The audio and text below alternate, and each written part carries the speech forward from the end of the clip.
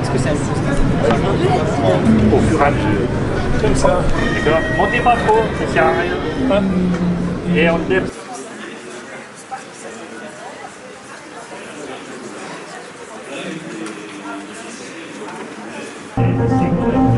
Ah, je peux rester.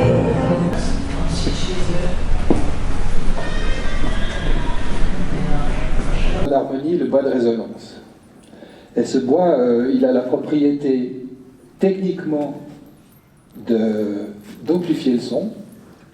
Ça veut dire qu'on va agiter ce bois avec une petite vibration mécanique.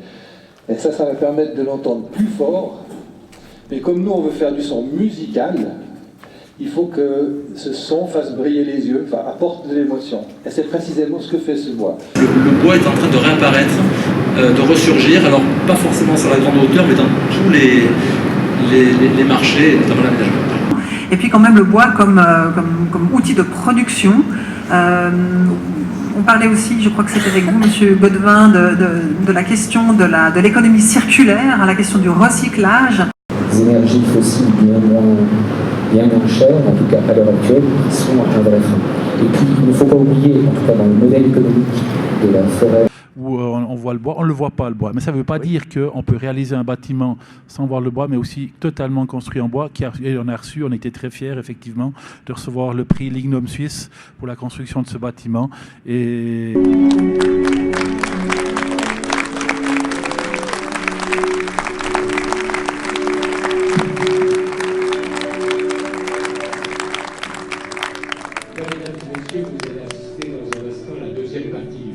les rencontres Woodrise sont destinées à parler de la filière bois.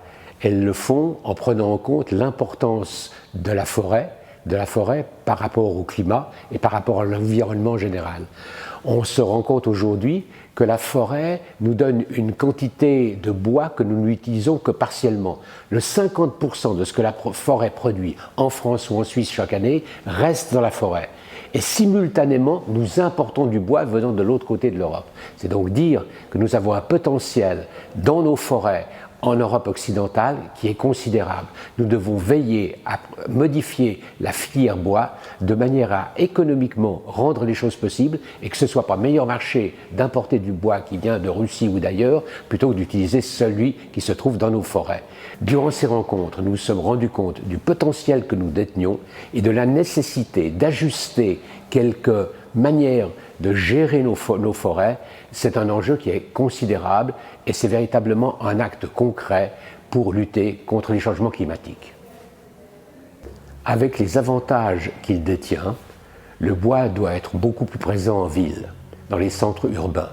Les constructions en bois sont relativement limitées pour l'instant. Or, il faut en changer, non pas pour construire les villes uniquement en bois, mais pour arriver à une meilleure qualité de vie.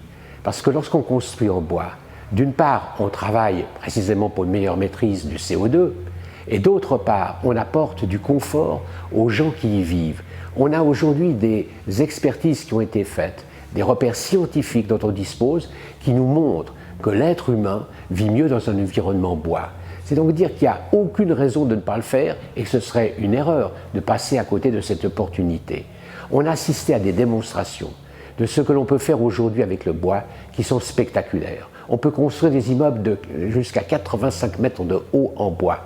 Ce n'est pas une finalité, mais ça démontre les capacités qu'offre le bois pour des démarches qui sont audacieuses. Mais sans aller à 85 mètres, par contre, profitons de tout ce qu'il peut apporter dans un environnement urbain classique, mais qui apporte un confort indiscutablement nouveau.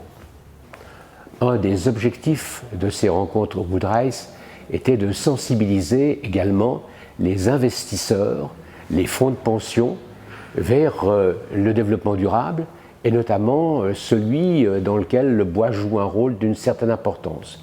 Et nous avons fait la démonstration que cela était possible. D'abord, les assurés eux-mêmes, les membres de ces caisses de pension ou les investisseurs demandent aujourd'hui de la visibilité, ils demandent de la traçabilité. Ils veulent savoir si leur argent est placé là où ils le souhaitent, c'est-à-dire dans un contexte qui répond à un certain nombre de critères, à un certain nombre d'exigences. Mais je crois que nous avons réussi à avancer dans cette direction et nous allons nous employer au cours de ces prochains mois à précisément mieux sensibiliser, à pratiquer une politique de communication afin d'aller dans cette direction. Le bois est la deuxième source d'énergie renouvelable dans notre pays après l'hydroélectricité. C'est donc dire qu'il est important. Nous avons en plus de ça des réserves dans nos forêts pour de l'énergie, mais dans des circuits courts, nous pouvons répondre à un certain nombre de besoins. Les installations dont nous disposons aujourd'hui, l'évolution des technologies, nous permettent non seulement de poursuivre précisément ce qui se faisait avec le bois énergie, mais de le développer. C'est dans d'excellentes conditions que nous pouvons donc poursuivre cet usage du bois qui est conforme à la politique environnementale.